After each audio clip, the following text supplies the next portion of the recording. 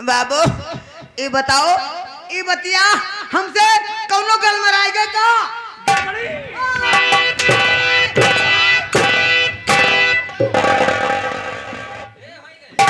के देवता बात से नहीं मानते हैं तो ही सारे मार खाते हैं। इस समय जमींदार के आने का वक्त हो गया है, सावधान खड़े हो जाओ।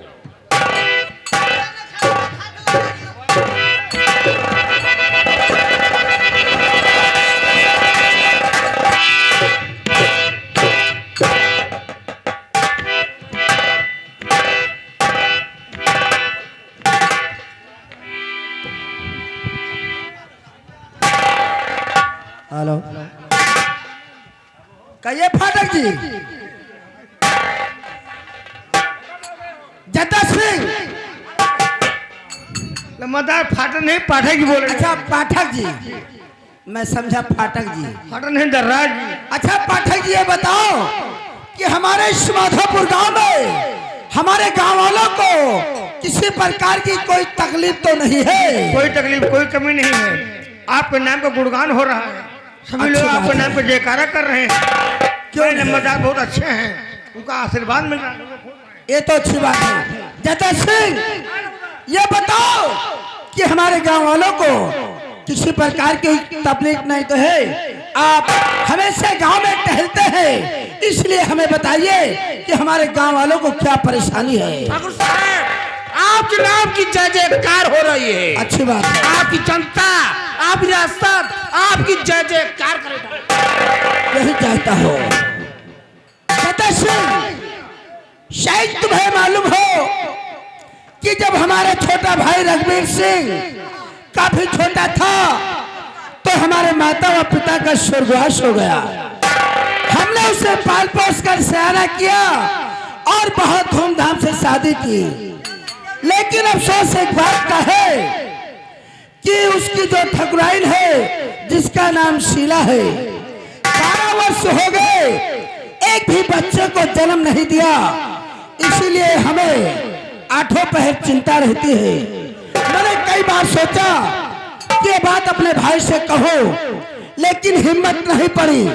आज मैंने सोचा है कि जब हमसे आशीर्वाद लेने आएगा तब ये बात उससे कहूंगा।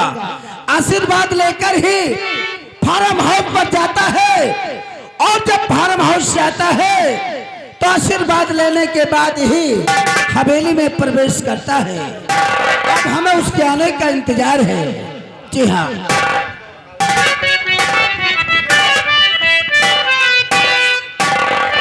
और भाई साहब आपको और करता हूँ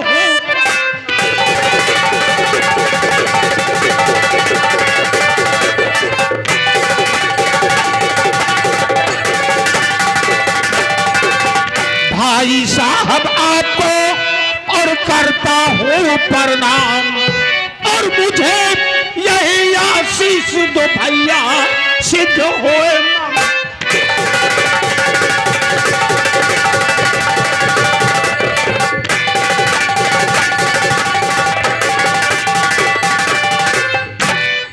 छोटे भाई रघुवीर सिंह, हमारा आशीर्वाद तुम्हारे साथ हमेशा था और रहेगा। जी भैया। हमारी बात ध्यान से सुनो। बोलिए भैया। तो छोटे भाई खुश रहो और मेरा आशीर्वाद।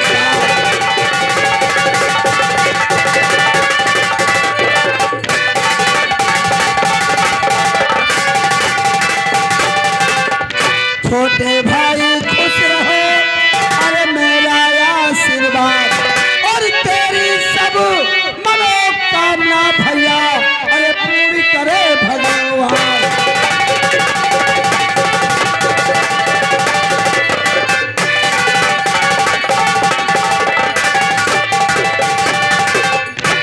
लेकिन भैया कहिए, आज मैं क्या देख रहा हूँ? क्या देख रहे हैं? आपका चेहरा काफी उदास मालूम पड़ रहा है। इस उदासी का क्या कारण है भैया? छोटे भाई, क्या बात है? एक बात बताओ कि जब तू छोटा था हाँ तो अपने माता पिता का स्वर्गवास हो गया। जी हाँ। और मैंने तुझे पाल पोस कर सयाना किया। तुम्हारी वजह से मैंने अपनी शादी नहीं की, तुम्हें पढ़ाया लिखाया धूमधाम से और मैंने तुम्हारी शादी की। लेकिन आज तुम्हारी शादी को 12 वर्ष हो गए। जो तुम्हारी धर्म पत्नी शीला है उसने एक भी बच्चे को जन्म नहीं दिया। बड़े भैया,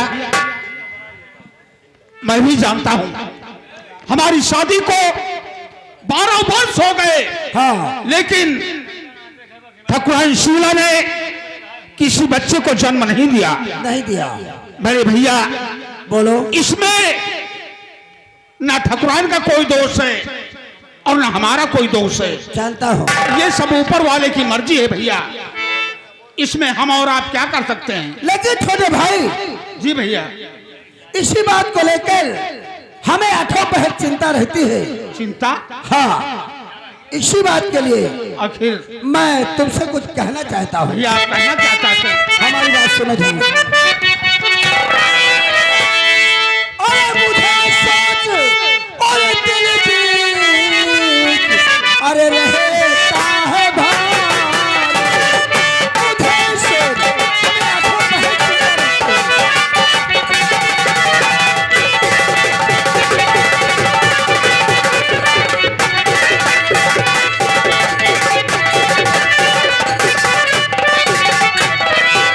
मुझे सोचे दिल बीच, अरे रहता है भाई, और मेरे भाई फूटी है किस्मत तुम्हारी।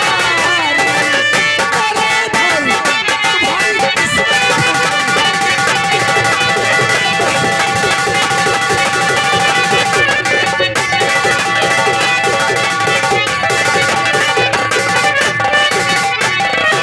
और सुनो, जो तुम्हारी धर्म पत्नी शीला है उसके बारे में बताना चाहता हूँ। अरे रही पत्नी शीला जो घर में तुम्हारी। ठाकुराइन शीला? जी हाँ, रही पत्नी शीला जो घर में तुम्हारी। अरे बतलाऊं क्या ये बे, और गई अपने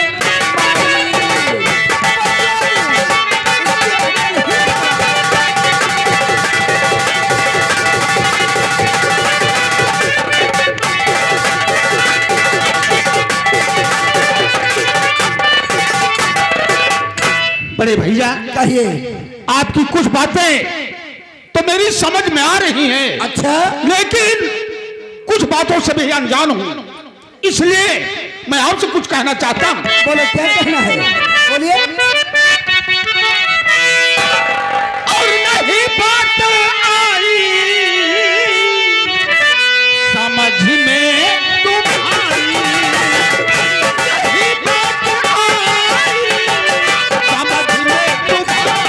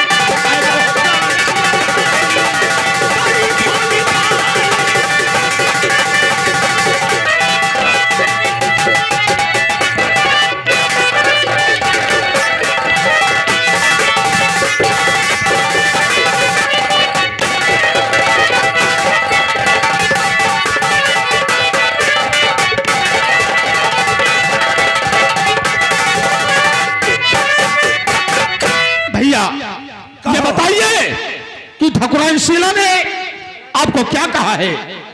अगर कुछ कहा है तो इसकी सजा ठाकुराइन शीला को अवश्य मिलेगी। छोटे भाई रघुवीर सिंह, शीला ने कुछ नहीं कहा। ऐसा लगता है कि हमारी और तुम्हारी तकदीर ही खराब है। भैया मैं समझ नहीं पा रहा हूँ आप कहना क्या चाहते हैं? छोटे भाई, सोचता हूँ कि कहीं तुम हमारी बात को ठुकरा न दो। बड़े भैया इसलिए कहने में डर लगता है। बड़े भाई बोलो। आप मेरे बड़े भैया हैं। हाँ। आप जो कुछ कहेंगे वो मैं करने के लिए तैयार हूँ। आप बोलिए, आप कहना क्या चाहते हैं? अच्छी बात है, तो सुनो हम जो कहने जा रहे हैं।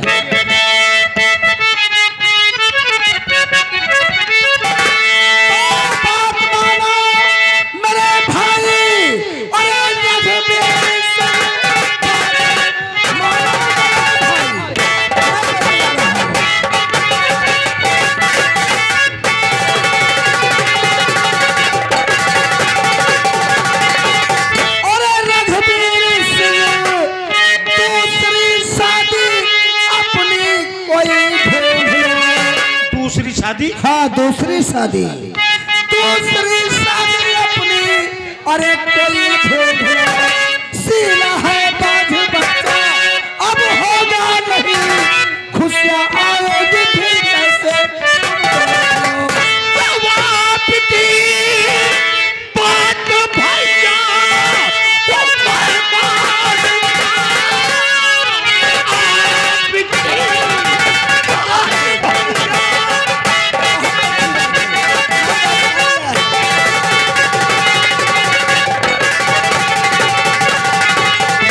आपकी बात भैया तो मैं मानूंगा।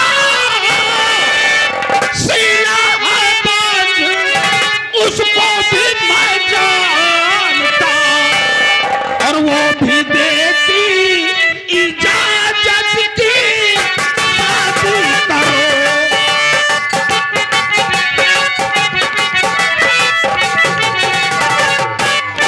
वो भी देती इजाजत की शादी करो। आपकी बात को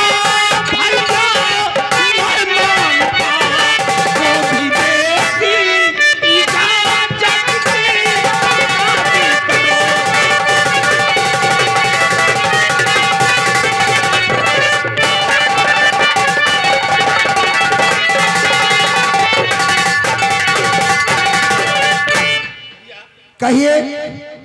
जिस प्रकार आप कह रहे हैं कि जब ठाकुराइन शीला को कोई संतान नहीं हो रहा है तो आप दूसरी शादी कर लीजिए।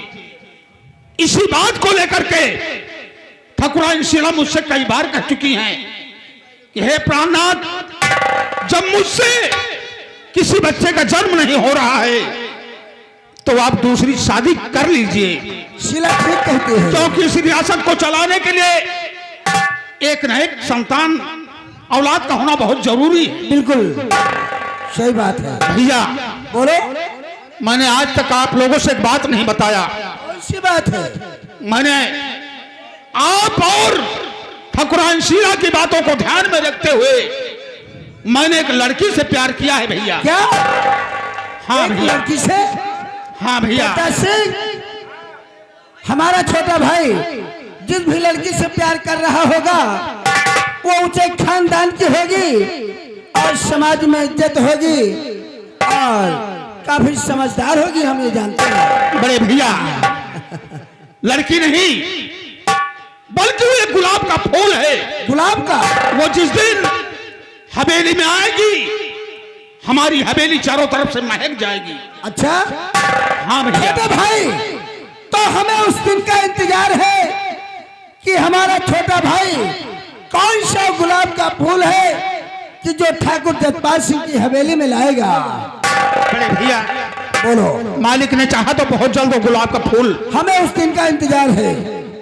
अगर आप बुरा ना माने तो मैं आपसे एक बात और कहना चाहता हूँ। बोलिए। आज जब ये राज खुल गया है तो मैं सोचता हूँ ये बात जा करके ठाकुराइन शीला को भी बता दूं ताकि उनके मन में कोई गांठ न रह जाए। छोटे भाई जी भैया। देखिए, आप पहले जाइए हवेली में, जी। ठकुराइन शीला से मुलाकात करो, लेकिन इतना याद रहे कि फार्म हाउस पर बहुत काम है। जी भैया। तुरंत वहाँ से मिलने के बाद तुम सीधे फार्म हाउस पर जाना अच्छी बात और है। वहाँ से वापस आने का हम तुम्हारा इंतजार अच्छी करेंगे। बात है भैया, मैं चलता हूँ। जाओ, खुश रहो।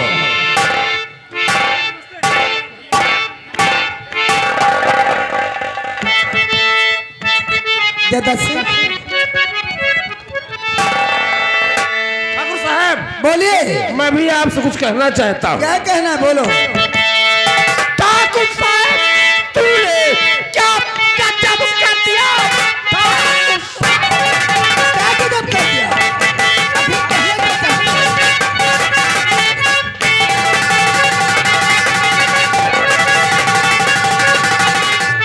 ठाकुर साहब, तूने क्या गजब कर दिया। मार पैरों पर तूने कुल्हाड़ी लिया। आपके भाई क्या ऐसे होते। मार पैरों पर तूने कुल्हाड़ी।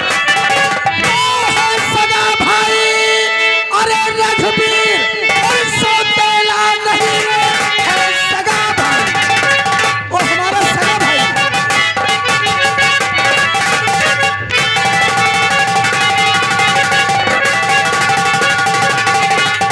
अरे सौतेला नहीं, दत्ता सिंह शिक्षा देने मुझे तुम चले जा, यहाँ से चला बस इसी में भला, जा यहाँ से चला जा, यहाँ से चला।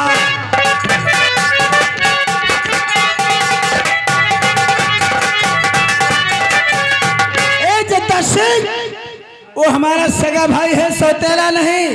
अगर मैंने शादी के लिए उसे इजाजत दे दिया तो मैंने अपने पाँव में कुल्हाड़ी क्यों मारा, समझ में नहीं आया। ठाकुर साहब, बोलो। से पाठक इधर आ जा। मेरे बड़े भाई को इतनी बात बताने में बुरा लग गया है। बड़े भाई, आप इस समय जवान हैं, जब बुढ़े हो जाएंगे कोई भाई किसी का होता नहीं है। आजकल तो सही बात कह रहे हैं। कोई भाई किसी का होता नहीं है। सही कह रहे आप हैं। बुढ़े हो जाएंगे, आप लाश से मार के खेले जाएंगे। हाँ, उस समय आपके हाथ में सिर्फ कटोरा आएगा, कटोरा क्या आप समय गली गली भीख मांगेंगे। बेदाता का नाम तुझको अल्लाह रखे, मुझको राखे नाम तुझको अल्लाह रखे।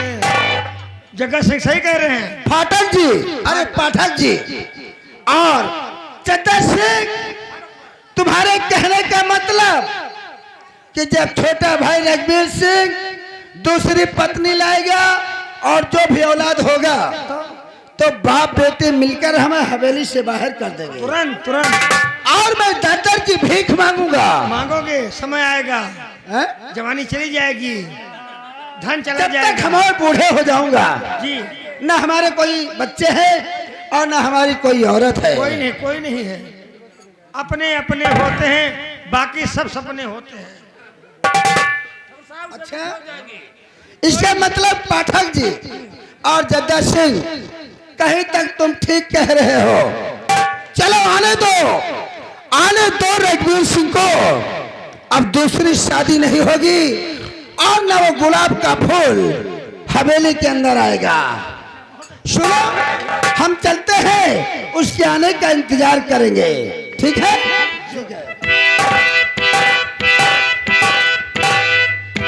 बहुत सही, बहुत सही। ये न करो, दिमाग सही लगाओ तू। से पाठक जी, ये जमींदार ठाकुर साहब मेरे बाप को गोली से मारा था। मैं अपना पता लेने के लिए इसके यहाँ नौकरी कर रहा हूँ। पुरानी भूमि निभाने के लिए। हाँ, नौकरी कर रहा हूँ। मेरे आत्मा को शांति मिलेगी कब? दो भाई में एक भाई मरेगा। जमींदार, हम तुझे मिटा देंगे, तुझे बर्बाद कर देंगे, याद रखो। मेरे आत्मा को शांति मिलेगी कब? दो भाई में एक भाई मरेगा। चलिए भाई। हाँ भाइयों, कहानी को गौर फरमाइएगा। जद्दा सिंह अपने बाप का बदला चुकाने के लिए देखिए भाई भाई में कैसे फूट डलवा देता है, क्योंकि जसपाल सिंह ने जद्दा सिंह के पिता का खून कर दिया था।